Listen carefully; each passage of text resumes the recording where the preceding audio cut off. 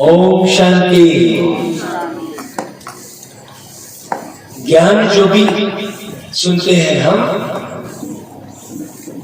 तो उसे स्थिर होकर बैठकर सुनना चाहिए। कर्म करते हुए ज्ञान का श्रवण नहीं किया जा सकता। कर्म करते हुए योग किया जा सकता है। योग माना याद, योग माना जोड़, योग माना संबंध, है ना। योग का अर्थ जोड़ होता है। जैसे 2 में 3 4 हो जाएगा, है ना भाई। 2 में 3 जोड़ेंगे 5 हो जाएगा। तो योग करते हैं तो फायदा होता है। 2 से 3 का योग हुआ तो 5 हो गया। तो आत्मा से परमात्मा का योग होगा तो कितना फायदा होगा। तो अब यहां जो योग का मतलब है, यहां योग का मतलब है याद से। क्योंकि आप याद के माध्यम से ही संसार में टिके हो। यदि आपको याद नहीं है तो आपकी जिंदगी बर्बाद है। एक दुकानदार को अपनी दुकान का याद है, उसको याद है तो वो दुकान खोल पा रहा है। और यदि याद न रहे तो नहीं खोल पाएगा। तो वास्तव में जो हम भगवान के सामने फरियाद करते हैं, भगवान के सामने पंडित जी जो हम फरियाद करते हैं, वो फरियाद के स्थान पर हमको क्या करना है, भगवान की याद करना है। और ये याद की यात्रा है, बहुत अच्छे से समझना। अभी हम भगवान को पाने के लिए ट्रेन, बस, हवाई जहाज की यात्रा करते हैं। तो भगवान को पाने के लिए हम यात्रा करते हैं ना, तीर्थ जाते हैं ना, काहे के लिए जाते हैं कि भगवान मिल जाए। तो भगवान को पाने के लिए हम ट्रेन, बस, है ना, और पैदल और हेलीकॉप्टर आदि की यात्रा करते हैं। तो उस समय आपको याद क्या रहता है, भगवान याद रहता है क्या, नहीं रहता है। उस समय आपको वो अमरनाथ याद रहता है, उस समय आपको वो ट्रेन, बस याद रहती है।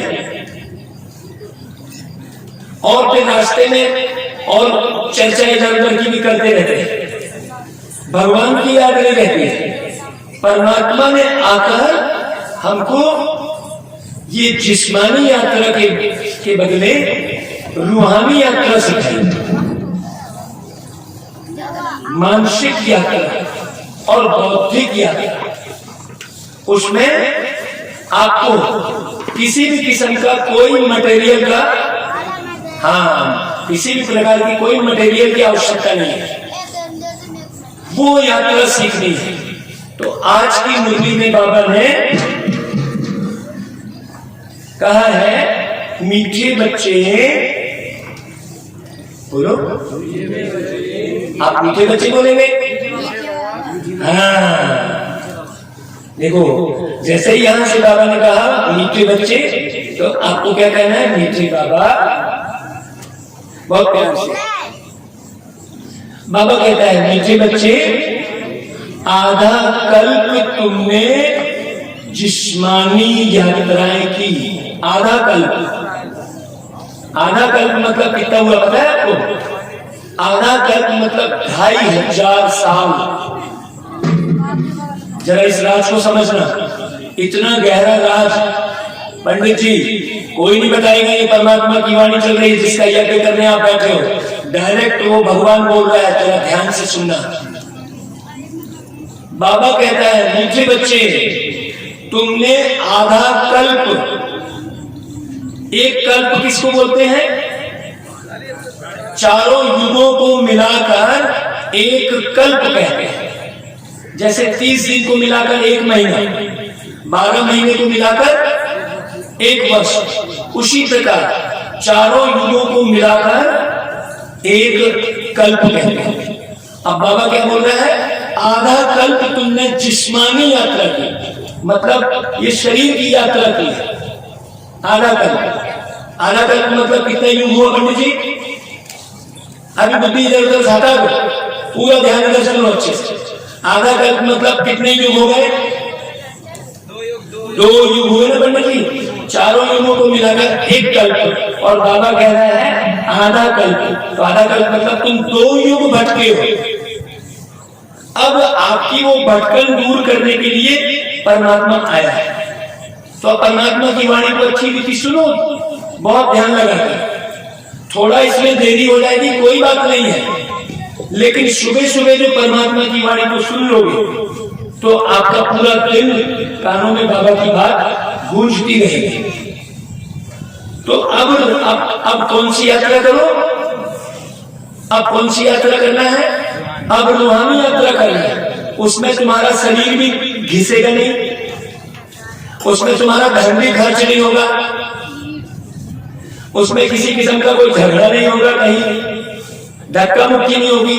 अभी तो तीर्थ करने जाते हैं, है ना, महाकुंभ आदि होता है, वहां जाते हैं भगवान को पाने के लिए, तो कितने धक्का मुक्की खा के, कितना धन खर्च करते, कितनी बीमार पड़ते, कितने लोग मर भी जाते हैं।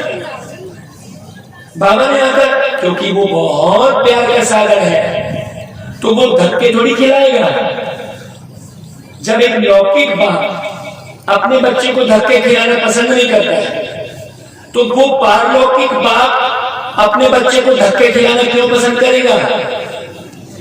सोचो, जब एक लौकिक बाप अपने बच्चे को चाहेगा कि वो धक्के खाता रहे? तो बाबा आकर जो आपको समझा रहा है, बाबा कहता है, आज ही जो है हमारे तुलसी भाई ने पूछा कि हम आगे क्या करेंगे। देखो मुरली में उत्तर मिल गया। बाबा कहता है घर बैठे बाप की याद में रहना। घर बैठे, देखो घर से भी नहीं निकलना, इतना सरल पंडित जी। अभी बुद्धि हटा दो, आधे पौन घंटे जो मुरली चल रही है पूरा ध्यान लगाकर उसको सुनो पंडित जी। भी ये भगवान की वाणी चल रही है, ये कोई मेरा कोई प्रवचन नहीं चल रहा है। पूरा ध्यान इधर लगा। तो यह है वंडरफुल यात्रा। ऐसी यात्रा किसी ने नहीं सिखाई आपको। आश्चर्यजनक यात्रा है, और हम उसी यात्रा में रहते हैं हमेशा। जब आप इस यात्रा में रहोगे ना, तो ये जीवन की यात्रा बड़ी सुख शांति से भरपूर हो जाएगी। आश्चर्य लगेगा लोगों को कि अरे यार ये थकते नहीं है, अरे ये बीमार नहीं पड़ रहे हैं, ऐसा आश्चर्य लगेगा लोगों को। आपको मालूम नहीं है, आप तो तीर्थ करने जीवन में 1 बार जा पाएंगे, और हम उसके तीर में प्रतिदिन जा रहे हैं। इस रथ से अलग होकर उसके तीर में जाना, उसको कहेंगे तीर्थ। इस देह रूपी रथ से मन बुद्धि से अलग हो जाओ। आप पंडित नहीं हो, आप एक आत्मा हो। आप पंडित नहीं हो। पंडित तो आप इस जीवन के निर्वहन करने के लिए एक पोस्ट ले लिए, है ना भाई? जैसे एक कलेक्टर है, वो माँ के लिए कलेक्टर है क्या? वो माँ के लिए कलेक्टर है क्या? वो बाप के लिए कलेक्टर है? नहीं है। चाचा के लिए कलेक्टर है? भाई के लिए कलेक्टर है? नहीं है। सोचो, तो यदि वो हमेशा अपने आप को कलेक्टर समझता रहेगा तो क्या होगा? वो अपमानित महसूस करता रहेगा, दुखी होता रहेगा। तो पंडित आप हो केवल इस शरीर के चलाने के लिए, बाकी वास्तव में आप कौन हो? आत्मा हो, और उस परम पिता परमात्मा की संतान। तो जब लौकिक बाप अपने बच्चे को कलेक्टर जैसा व्यवहार नहीं करेगा, वो कलेक्टर है फिर भी, तो वो बाप आपको पंडित की नजर से थोड़ी देखेगा। सोचो, वो बाप आपको व्यापारी की नजर से देखेगा क्या? वो बाप आपको ज्योतिषी की नजर से देखेगा क्या? सोचो, जब वो बाप आपको इस नजर से नहीं देखेगा तो फिर मैं उस भान में रहूं क्यों? है ना भाई? भगवान की नजर पाना है ना, तो भगवान की नजर पाना है तो मैं उस भान से मुक्त होकर भगवान की वाणी सुन। बहुत ध्यान से सुनना, बहुत अच्छी बात। बाबा कहता है, एक एक बात को गहरे से समझना। बाबा कहता है, बाप को बच्चों की किस एक बात पर बहुत वंडर लगता है। बाप को भी आश्चर्य होता है। बहुत गौर से सुनना, बहुत प्यार से सुनना। बहुत प्यारी वाणी बोली है बाबा ने। जिस जागीर के लिए बच्चों ने आधा कल्प धक्का खाया, पुकारते रहे, हे प्रभु हमारे दुख दूर करो, हे प्रभु आनंद दाता ज्ञान हमको दीजिए, शीघ्र सारे दुर्गुणों को दूर हमसे कीजिए, ऐसा पुकारते रहे। और जब वो ज्ञान देने आया तो भागते हैं। जब वो गुणों से सजाने आया, अब ये बताइए कि कोई भी कर्मकांड कर रहे हैं उसमें ज्ञान कौन सा बढ़ रहा है? बढ़ रहा है क्या? डिस्टर्ब हो रहा है। देखो क्या, हाँ, ज्ञान नहीं मिल रहा है। और बिना ज्ञान के आप स्थिर हो ही नहीं सकते, है ना? बिना ज्ञान के मन स्थिर होगा ही नहीं। बिना ज्ञान के आपका मन स्थिर नहीं होगा। जैसे उदाहरण के तौर पर आपके ड्यूटी लगी, आपके मन में आया कि मुझे दिल्ली जाना है, तो दिल्ली जाने का ज्ञान लेंगे तब मन स्थिर होगा, नहीं तो भटकते रहेंगे। फिर उसके लिए प्रॉपर वे में टिकट लेंगे तब आप होंगे। तो बाबा कहता है कि वंडर लगता है कि जिस जागीर के लिए आप जो है पुकारते रहे, उस जागीर को देने वाला जब आया है तब उनका बनकर भी फारकती दे देते हैं, मतलब भूल जाते हैं।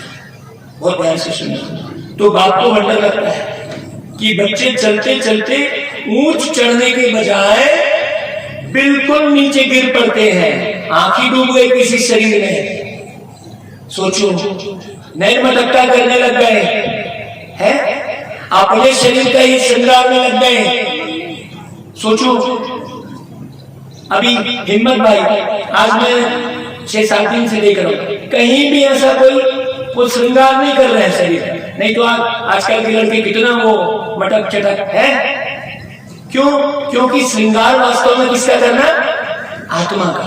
यदि मैं देह के श्रृंगार में 1 मिनट भी लगा रहा हूं तो वो 1 मिनट बेकार जा रहा है। श्रृंगार अच्छे से रहना अलग बात होगी, अच्छे से रहना, साफ सुथरे रहना वो अलग बात होगी। लेकिन खूब ढेर श्रृंगार में मैं समय दे रहा हूं तो वो समय बर्बाद हो रहा है, वही नीचे गिरना है। आकर्षण ही क्या कारण है? नीचे गिरने का कारण है। यदि मैं अपने ही शरीर में आकर्षित होता रहूंगा, वो कन्या, वो नारी अपने आप को कभी नहीं बचा सकती जो अपने में आकर्षित होती है। बहुत ध्यान से सुनना। वो नारी अपने आप को दूसरे की कुदृष्टि से नहीं बचा सकती। क्यों? क्योंकि वो जब अपने में आकर्षित होती है तो आकर्षण के जो वाइब्रेशन है वो सामने वाले के पास पहुंचते हैं। हाँ, क्योंकि हम आकर्षित हैं अपने में तो वो भी आकर्षित होगा, आपके मानसिक वाइब्रेशन पहुंचते हैं। तो अगर मैं किस नारी को अगर सुरक्षित रहना है तो अपने में आकर्षण होना बंद कर दे, अपने आप में आकर्षित होना। दर्पण के सामने जाकर अपने आप में आकर्षित होना बंद कर दे, अगर सुरक्षित रहना है, जीवन को परिवर्तित करना है। बाबा कहता है यह भी कैसा वंडर है, देह के आकर्षण में पड़ के पूरा नीचे गिर जाते हैं। बाबा ने कहा है दुनिया में जो हिंसा होती है, दुनिया में हिंसा जो होती है उससे तो शरीर मरता है, लेकिन जो काम कटारी वाली है वो तो जो शरीर की जो हिंसा होती है उससे भी बड़ी हिंसा है। दृष्टि खराब करना वो महापाप है, आपको बताया। जरा भी कहीं देह में आकर्षित होना, जरा बहुत ध्यान से सुनना, किसी भी देह में, पुरुष यदि नारी देह में आकर्षित हो रहा है, नारी पुरुष देह में आकर्षित हो रहा है, तो वो महापाप है, वो डबल हिंसा हो गई। उससे क्या हो रहा है, आत्मा ही पूरी पतित हो जा रही है, मर जा रही है। उसमें तो देह की हत्या हुई, आत्मा नहीं देह ले लेगी, लेकिन आत्मा ही मर गई, तो फिर आत्मा किसमें मर जा रही है। इसलिए बाबा ने कहा काम कटारी चलाना डबल हिंसा है। फिर एक प्रश्न उठाते हैं बाबा कि बच्चों को, किन बच्चों को बाप द्वारा, किन बच्चों को बाप द्वारा अच्छी दक्षिणा मिलती है। क्या मुरली चल रही है, देखो अभी वो दक्षिणा का कार्यक्रम चल रहा है ना। तो किन बच्चों को बाप द्वारा दक्षिणा मिलती है। सोचो, भगवान जब दक्षिणा देगा तो क्या देगा, सोचो आप देते हो दक्षिणा तो क्या दोगे, कितना दोगे, वो तो विश्व का मालिक है। तो जो बाप के रचे हुए, किन बच्चों को दक्षिणा मिलती है, जो बाप के रचे हुए रुद्र यज्ञ, देखो आज यज्ञ हो रहा है और इसी यज्ञ की बात चल रही, ध्यान से सुनना। रुद्र यज्ञ की अच्छी संभाल करते हैं। रुद्र यज्ञ का मतलब होता है कि रूहों को संभाल करने वाला ज्ञान, जिससे आत्मा पतित होने से बच जाए। इस यज्ञ से शरीर शुद्ध होगा, बिल्कुल पक्की बात। इस यज्ञ से वातावरण शुद्ध होगा, लेकिन आत्मा शुद्ध नहीं हो रही है। इस गंगा के नहाने से शरीर शुद्ध हो सकता है, लेकिन आत्मा की शुद्धिकरण के लिए परमात्मा का ज्ञान यज्ञ चाहिए। तो वास्तव में शुद्ध किसको करना है, नेचुरल में शुद्ध किसको करना है, आत्मा को ही करना है ना। क्योंकि शरीर तो एक दिन क्या होगा, समझने की जरूरत है।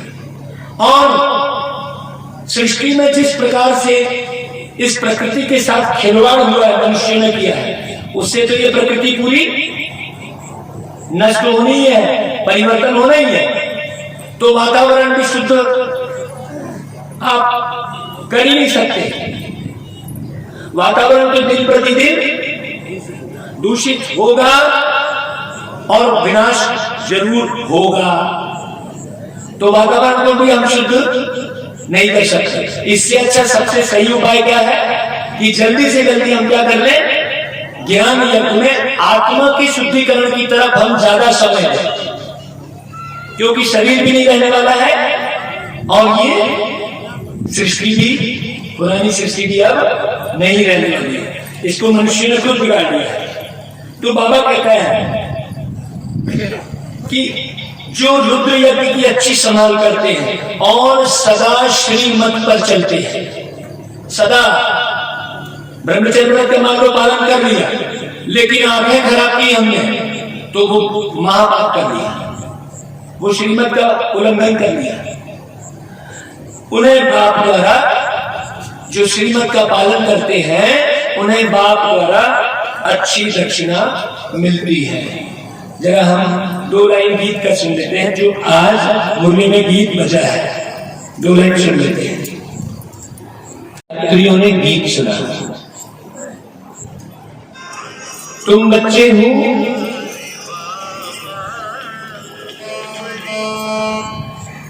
रूहानी यात्री। वह जो यात्रा पर जाते हैं उनको कहा जाता है जिस्मानी यात्रा।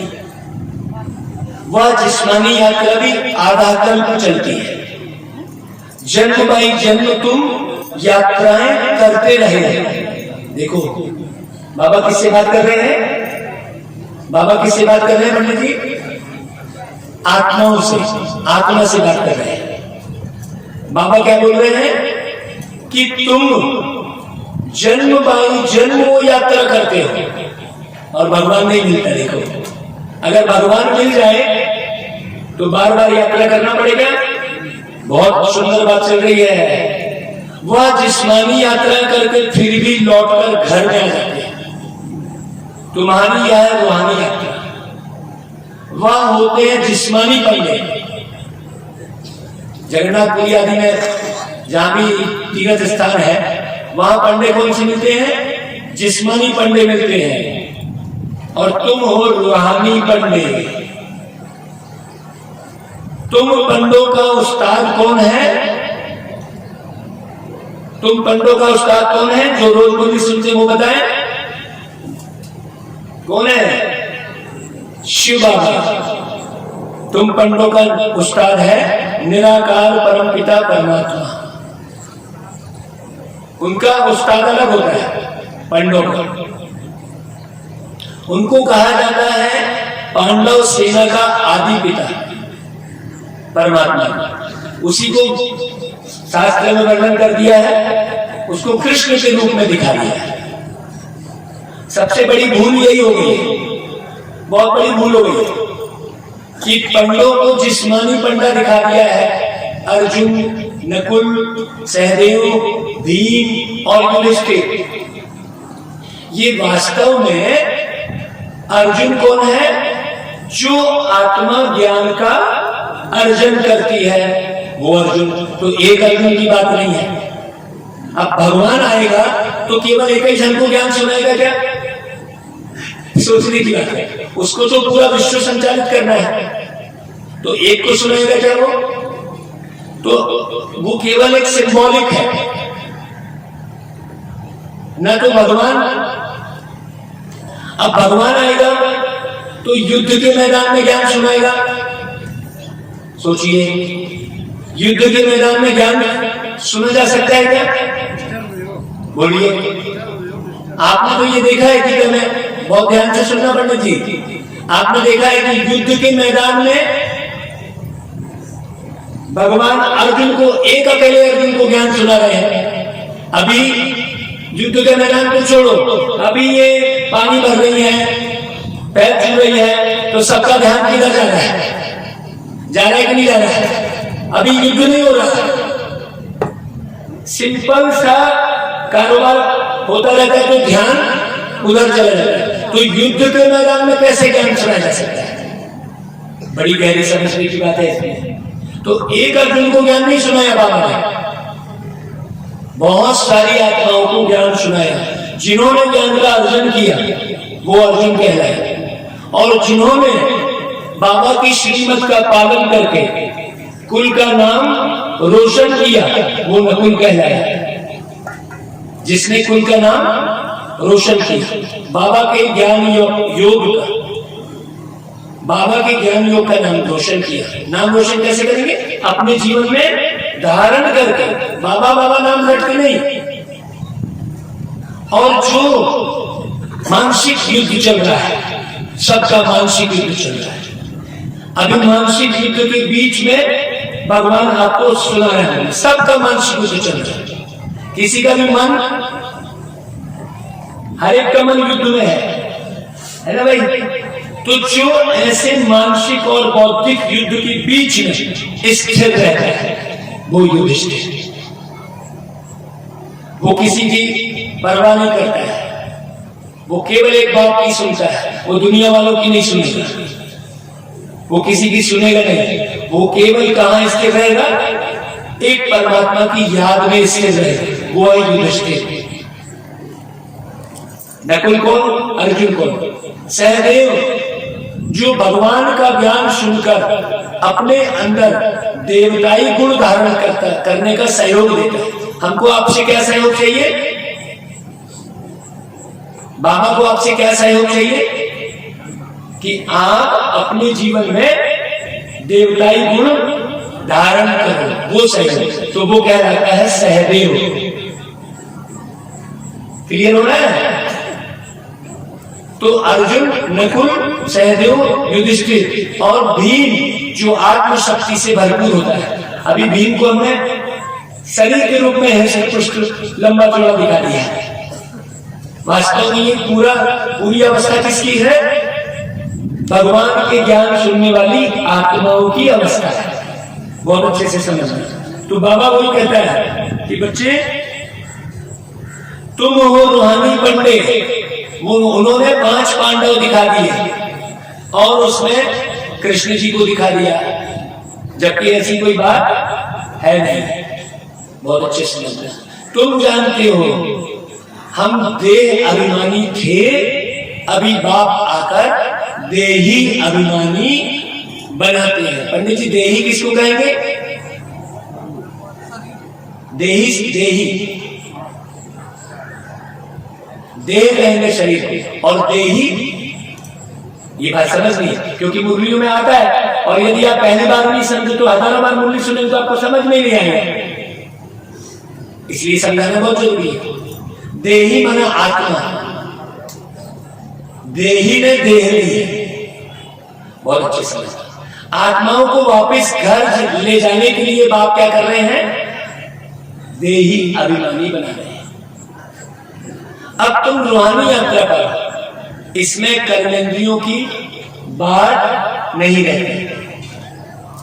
कौन सी यात्रा पर हो?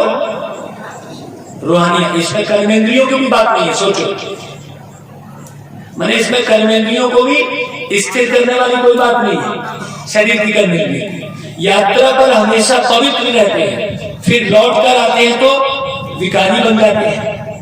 यात्रा पर जाना भी गृहस्थियों को है। निवृत्ति मार्ग वास्तव में गृहस्थ धर्म से न्यारा है। एक एक बात सुनिए, यात्रा पर ले जाने वाले हमेशा कौन होते हैं? ब्राह्मण। गीत भी है, 4 धाम में फेरा किया परंतु फिर भी बाप से दूर रहे। वो गीत है ना, चारों तरफ लगाए फेरे फिर भी हरदम दूर रहे। अब बाप यात्रा पर ले जाने के लिए तुमको पवित्र बनाते हैं। मुक्ति धाम, जीवन मुक्ति धाम में ले जाएंगे, फिर इस पतित दुनिया में आना ही है वापस बाद में। तो जब वापस बाद में घूम के पतित दुनिया में आना है तो अभी पावन दुनिया में चलना ज्यादा अच्छा है। वह जिस्मानी तीर्थ करके फिर लौट आते, आकर गंदे धंधे करते। अब तीर्थ करने के बाद क्या गंदा धंधा बंद कर देते हैं क्या? नहीं करते। यात्रा पर क्रोध की भी मना करते हैं जब वो जिस्मानी यात्रा करते हैं। खास वह टाइम पतित नहीं बनते। 4 धाम की यात्रा करने में 3-4 मास लग जाते हैं। अभी तुम जानते हो हम आत्माएं जा रही हैं। बाप का फरमान है, जितना हो सके मेरी याद में रहो। यह है मुक्ति धाम की यात्रा। अभी मुक्ति धाम आप लोग किसको बोलते हो? क्या मुक्ति धाम आप बोलते हो जहां शरीर को जलाया जाता है, लेकिन आत्मा तो मुक्त नहीं हुई ना, शरीर तो जल गया, तो फिर वो मुक्ति धाम कैसे कहलाएगा? आत्मा मुक्त नहीं है। आत्मा मुक्त होती तो दूसरे शरीर में प्रवेश करके, आज जितनी भी समस्या है मैं उस पर भी क्लास कराऊंगा, बहुत अच्छी आप लोगों की। आत्मा अजर अमर है, इसलिए मुक्त नहीं है। मुक्त नहीं है, यही बात समझनी। बहुत अच्छा आप बीच में बोल रहे हो ना, बहुत अच्छा कर रहे हो। देखो हर एक व्यक्ति यही समझा हुआ है कि आत्मा तो मुक्त है ही। कहां मुक्त है भाई आत्मा? अगर मुक्त होती तो फिर से दादी आ गई कैसे बोलते हमारे घर में?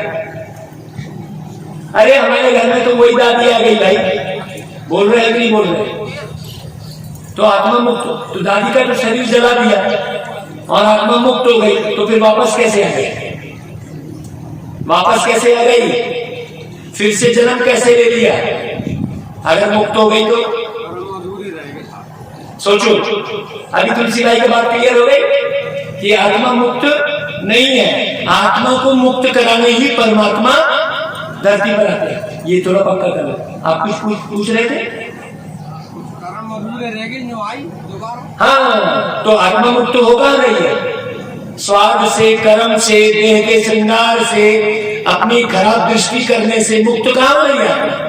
धन के लोभ से कहाँ मुक्त हो रही है? आत्मा ही तो धन का लोभ कर रही है ना, कि शरीर कर रहा है धन का लोभ है। धन का लोभ कौन कर रही है? लड़ाई झगड़ा कौन कर रही है? तो लड़ाई झगड़े से मुक्त हो गई तो जमाने भर का केस चल रहा है। किस पर चल रहा है केस? सोचो जरा, इसको डिटेल में समझो अच्छे से। मैंने आपको तलवार से आपका हाथ काट दिया तो सजा किसको मिलेगी? तलवार को। काटा तो हाथ आपका तलवार में है, मैंने थोड़ी काटा, तो सजा तलवार को मिलनी चाहिए। जबकि लॉजिक तो यही है, मैंने तो काटा नहीं भाई, काटा तो तलवार में है ना भाई? तो सजा किसको मिलेगी? तलवार को नहीं मिलेगी। उसी प्रकार शरीर में बैठकर आत्मा ने गड़बड़ किया तो सजा किसको मिलेगी? आत्मा को ही मिलेगी सजा, है ना भाई? शरीर को तो मिलती ही नहीं है सजा। बहुत अच्छे से समझना। तो बाबा कहता है मुक्ति धाम, जीवन मुक्ति धाम में ले जाएंगे। वह जिस्मानी तीर्थ करके लौट के फिर धंधे करते हैं। बाबा बाप का फरमान है कि तुम वहां जा रहे हो, परम धाम, वहां के रहवासी हो। बाप रोज रोज कहते हैं मुझे याद करो तो विकर्म विनाश होंगे और तुम आगे जाते रहेंगे। घर बैठे तुम यह यात्रा करते हो तो वंडरफुल यात्रा हुई ना भाई, कि घर से निकले ही नहीं और यात्रा कर रहे हैं। तो बाबा कहता है पूजा भी पहले एक शिव की करते हो, फिर ब्रह्मा विष्णु शंकर की, फिर लक्ष्मी नारायण आदि की पूजा करते हो। अभी तो देखो कुत्ते बिल्ली ठिक्कर भित्तर आदि सबको पूजते रहते हैं। बाप समझाते हैं बच्चे यह सब है, बहुत ध्यान से सुनना पंडित जी, यह सब है गुड़ियों की पूजा। भगवान बोल रहे हैं शिव बाबा के और देवी देवताओं के, हाँ एक देवी देवताओं के ऑक्यूपेशन को जानते नहीं।